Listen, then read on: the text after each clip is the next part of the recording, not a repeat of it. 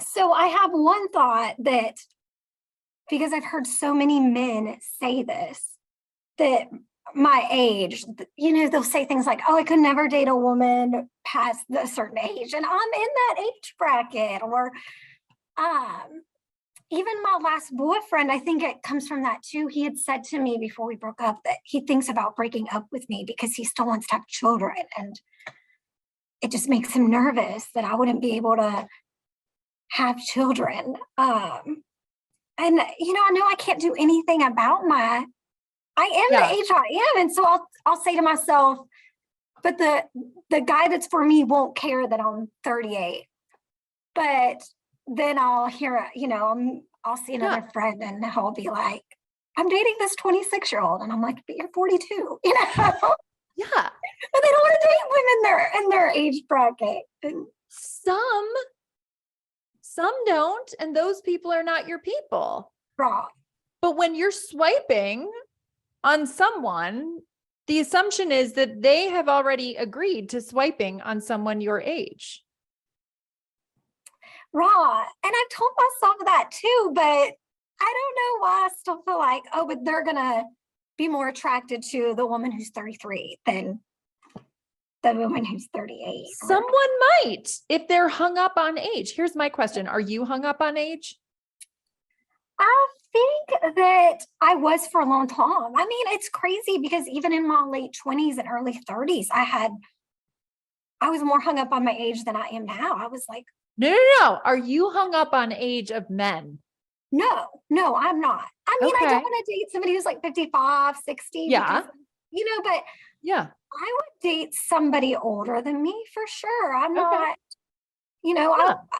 I'd like somebody, closer to I don't know if I could date somebody a lot younger than me. So maybe Yeah. So you have an idea of the age range that works for you. wrong. Right. Okay. So if you were to meet this, you said you're 38, Suzanne? Yes. Okay. So if you were to meet this guy and he's 50 years old and he is 50, like, tell me an age that is ugh, for you a little bit. I think that once somebody gets past 10 years older than me, Perfect. Okay. So you meet a I man still would date somebody if they had some youthful energy and yeah, hold on. Let me ask you this question. Let's say you find someone who's 50 years old and he's just awesome and he treats you like gold and you just have a fabulous time. You share the same values. You've got great chemistry. He's got all this energy. And then you meet this other guy and he's 42 and he wants the same things that you want, but you just aren't feeling it as much, but he's 42. Who would you choose? I would choose the older person, Yeah. Yeah. Yeah. Do you see where I'm going with this? Yes, kind of. Okay. When you think about your ideal guy, have you done the work in the Find Someone Better section of what your ideal guy thinks about you? Yes. Okay. What does he think about you? Get cocky. I think he thinks I am vivacious and loving and compassionate and I want to be with somebody who kind of loves how playful I am and thinks that, my quirkiness and my clumsiness is charming. And I want to be with a man who sees me as somebody that he wants to care for and protect, not because I need it, but because he wants to offer that to me. And yeah,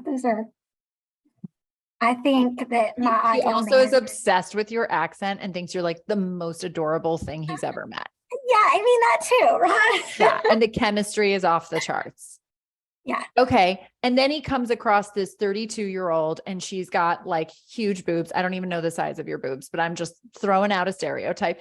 Huge boobs and just what are some things that she would have that you don't have besides her age? I don't know if you have big boobs. That's rolled off my tongue. So I'm not pointing that out. I'm just trying to give a type, right? I think that what does she have outside of her age? Something else that you don't have. Don't get too heady. I mean, just Yeah, I mean, I don't think there would necessarily be anything except for personality differences. Like unless they're thinking, oh, she's not going to age as fast, but I mean, I Yeah. don't know. But just go with me with the 32-year-old. What else does she have? There's I you. mean, He loves you for your vivaciousness, you're loving, you're youth. compassionate. I mean, just I guess youth, right? Okay. But maybe she's not as quirky or as charming or as Yeah. playful, and she doesn't have like as cute of a button accent as you. And she's not like really looking for a deeper connection, but like maybe they have a crazy sexual connection. And I'm not saying just because, but I think that that's where older women, by the way, you're 38. I don't consider you an older woman. I'm just saying women who think of younger women think, oh, it's hotter sex and whatever. And like the stereotype, right? Right. So your ideal person who's crazy about Suzanne, by the way, you can have the hot sex and all the things too, right? Yeah. And then he's offered door number 2 with 32-year-old for youth. When you think about your ideal person, which does he choose? Me. Why?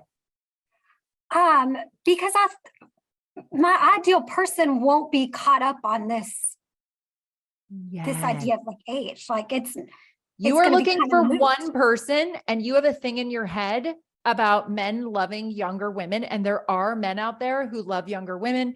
There are men out there who do love bigger boobs. And again, I'm not saying you, I'm just saying, hello, 32 is right here. Right. I lived in LA. There was definitely a blonde, big boobed type in LA. Right. Who cares? My person may think that's hot. I'm sure Larry does think that's hot. He fell in love with me.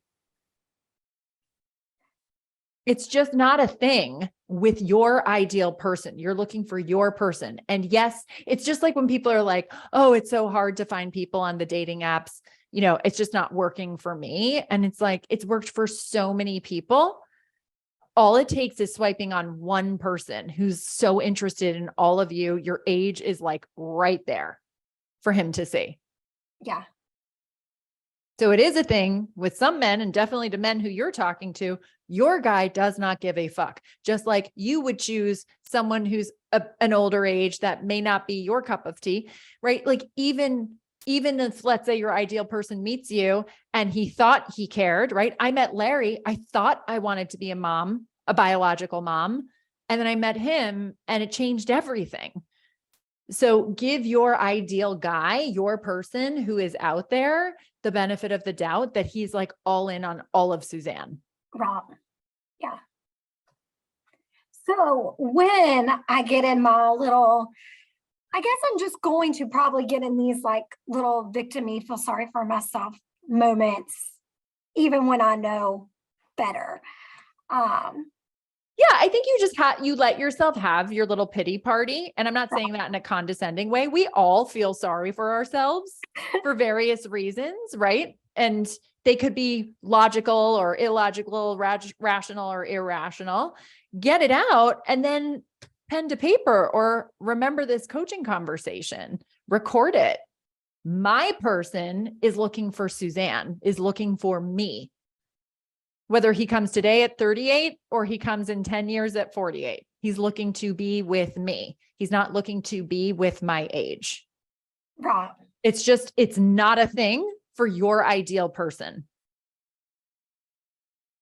But let yourself feel triggered. If you guys are triggered about anything, let yourself move through the trigger, get your pity party out, speak to an entrusted loved one, cry it out, let your brain go, see? Claire's wrong. It's true. 10 more guys just said age matters. Great. Those 10 are not your guy. Right. Yeah. I had because the age is coming up for a few of my clients right now, or it comes up regularly, but it is interesting. Sometimes the same things are happening with different people at the same time. And, I was just saying to her, like, when I was 38, I matched with Larry, but I had like an age range from like 35 to 52. I was like, I don't care if he's younger. I don't care if he's older. Like, I'm just looking for my person. And so I'm just assuming my person feels the same way. Or age does matter to him and my age works for him. Mm. Because I think age does matter to us to a certain degree. To your point, you're like, this is the cutoff. This is, you know, Yeah. you have an idea. But I think there is that double standard of women assuming men just like younger women.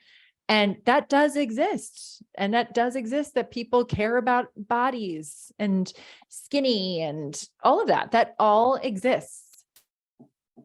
And then there's me and me loving me and owning me and knowing the catch that I am and being excited about what I have to offer my ideal person and keeping my energy focused on him.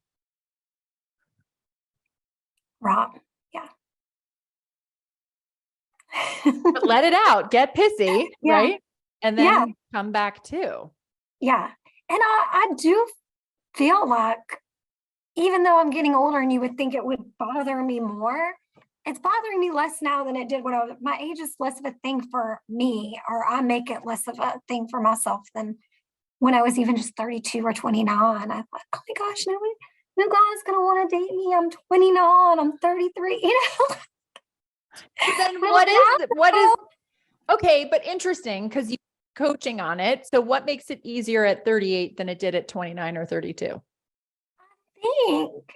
I think it is really just a little bit more about me loving myself and accepting myself and thinking kind of what you say all the time, like it's going to happen for me when it's going to happen for me, and kind of accepting, you know, how you talk about Katie Byron, like it is what it is. Like I cannot argue with reality. This is what it is. So yes, love the fuck out of it.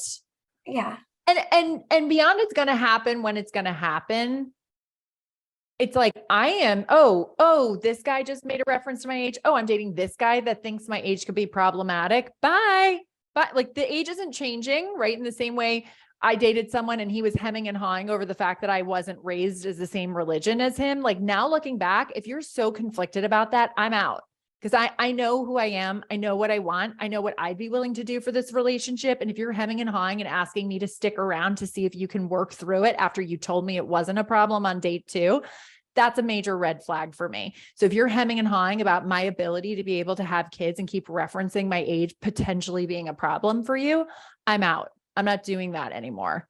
Right. So it's like what worked, what didn't work, what would I do differently next time? I will never find myself in a relationship with someone who's going to hold against me something that I have no control over. Like Right, this is me. absolutely. Right. And then it can sting. That really hurt me. And it's really hurtful when someone's saying something that you have no control over is a problem for them and you have feelings for them. That is painful. And then not coming back to, oh, it's going to happen when it's going to happen. It's like, okay, eye on the prize. Where is he? Looking for him, looking for my guy. He doesn't give a shit about my age. Right. Yeah. And I do think part of what feels better for me now is that I know. So it's not even like I need to tell myself. It's like a no, I believe. I am so much better of a girlfriend, a wife than I would have been at 32 or 28. Amen. So I have Suzanne. so much more to offer the right man. And I don't have to tell myself till I believe it. Like I know that's that. true. You know? So that makes me feel a little bit like, you know. Yeah. And, this is not the point of the coaching, but for what it's worth, you could pass for 32 or 30. You look so young. Oh my, it's the Botox. It's not. It's not the real me. Whatever it takes. And look, this is what it comes down to. It's like, I'm 42. I think I would agree with you. I think I probably thought I was getting older in my late 20s, early 30s, because that was when so many of my friends were getting married. So that wave, I was like, oh shit. And then I was like too much in my own misery about so many different things and stuck in so many different things. I just like couldn't even like worry about my age throughout my 30s. And then, I'm sure you've heard me talk about it a million times on the podcast, but just like doubling down and being like, what do I want to embrace about myself? My body. There's just certain parts of my body that I used to like obsess over and need to change, that I'm like, okay, these are my genes. Like, this isn't changing. So how can I embrace this? Right. And then there are certain parts where I'm like, Botox for my deep creases in my forehead. I choose that, right? It's not, I'm doing this so that they think that I look better. I do fake lashes and they all came out in the pandemic. Obviously, I wasn't getting my lashes done. And Larry was like, I just like you so much more without your lashes. And I was like, well, tough, because when I can get them again, I'm getting them back in because I prefer my face with lashes, right?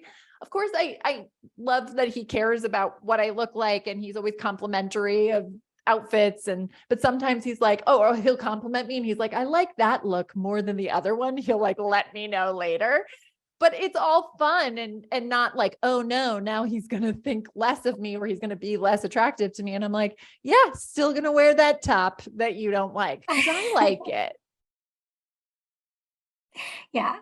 Yeah. I mean, I think that's a great thing about getting older. For me, it has been like exactly that, like loving myself more, caring a little less about pleasing everybody else as much as Yes. and being less of a people pleaser and less codependent in that way. And Yes. I'm And gonna that's, bring that to a relationship that young women, like, gosh, it would be so hard to have married 30-year-old Susanna. I would have been a nightmare. yes. And you would have attracted someone where you would have felt like you needed to please them. Whereas now it sounds to me like you're looking for a mature partnership. You're clocking bullshit, like the guy that's like, well, I'm tired, but I'll still meet you tomorrow night anyway. It's like, fuck that.